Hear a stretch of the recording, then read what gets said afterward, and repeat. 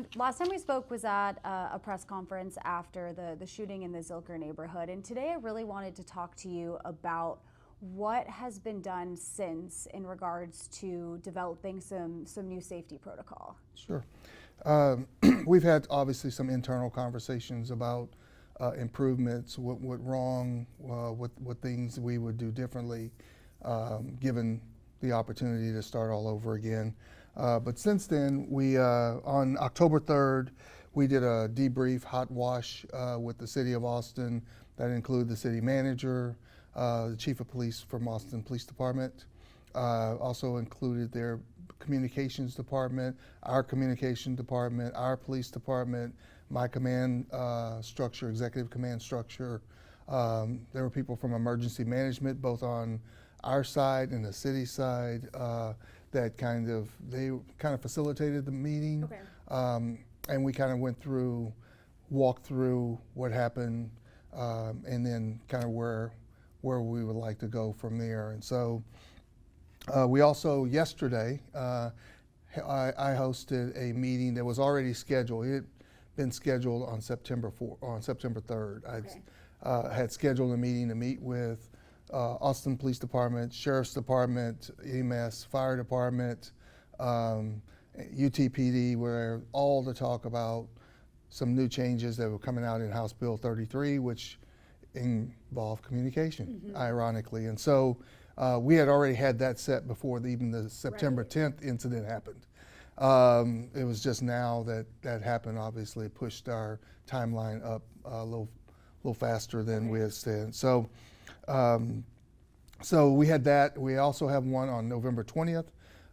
So the House Bill 33 mandated that the sheriff of each county work with DPS to get all stakeholders who would respond to a school-related shooting in the same room. They have to do it every year. 1 year is in person, the other year is a tabletop, but they're pretty much all in-person meetings. And that takes effect January of 26. Got it. So I'd already kind of scheduled a prelude to that meeting.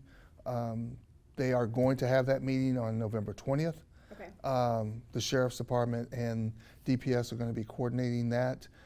They've asked, obviously, for our participation, since we're the largest school district, to participate in it and just kind of give some guidance, because there's not a lot of knowledge about school-based law enforcement, because that's not their specialty. Right. So they are requesting our assistance in kind of helping guide that work. So that's going to be coming up in November. So this will be 3 meetings that we would have had, or coming up, it'll be 3 meetings that we've had since the incident to try and coordinate. So some of the things we talked about, some of the changes that we made specifically.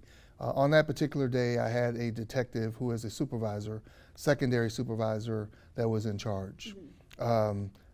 They don't deal with day in and day out critical incidents. The sergeants do. Okay.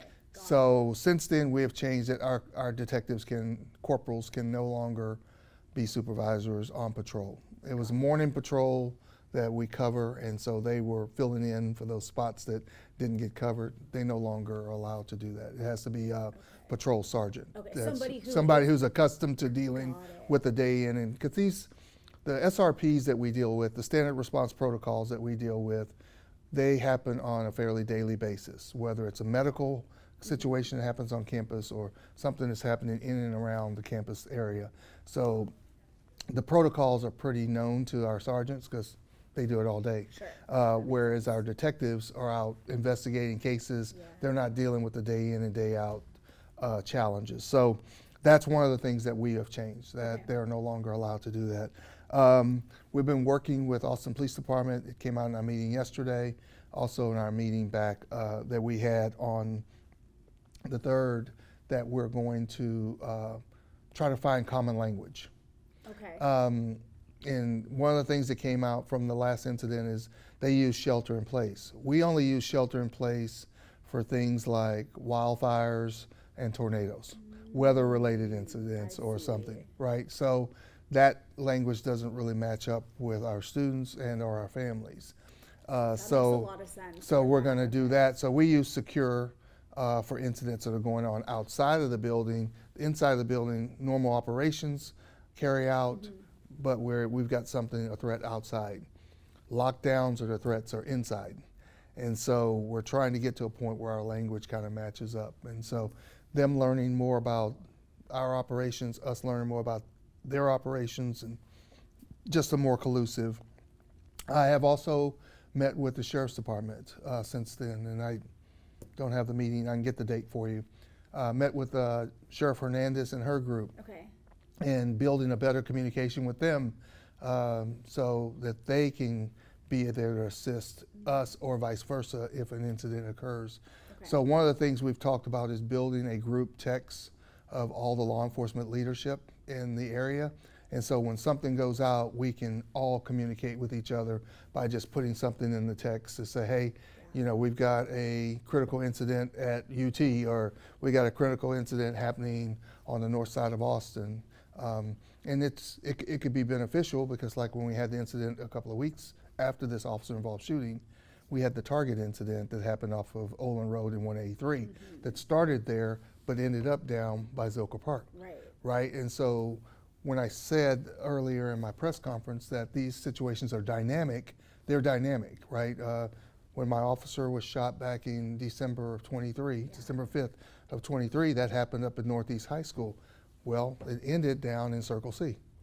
Right? And there was some other incidents that happened during that time period. So, you know, things can start in one side of the city and migrate to another part of the city without even us knowing it until the incident actually happens.